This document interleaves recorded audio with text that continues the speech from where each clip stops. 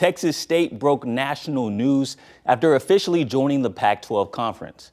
I haven't seen a collab this good since Aerosmith and Run DMC. Texas State's board had to run to the bank to make this move happen, though. They unanimously voted to pay the $5 million exit fee to the Sun Belt Conference. It was a win-win situation because now the Pac-12 has 8 schools that have football programs, which is the minimum amount to be recognized as a football conference. But little did we know, Texas State was a hot commodity on the conference carousel.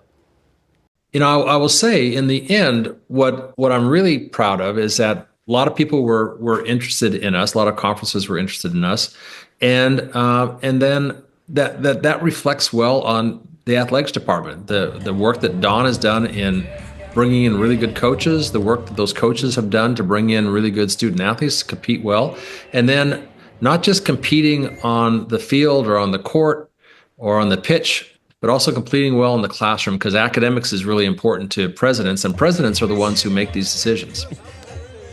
Now, enrollment and location are also important to presidents, and Texas State has both. The Pac-12 now has a school, as you can see, in the state of Texas. But it's not just any university, right? Texas State is the 24th largest undergraduate institution in the country, with over 60,000 students applying to come to San Marcos before this news came out. So that's what made them so attractive to the conference. And now the athletes will be attracted to stay.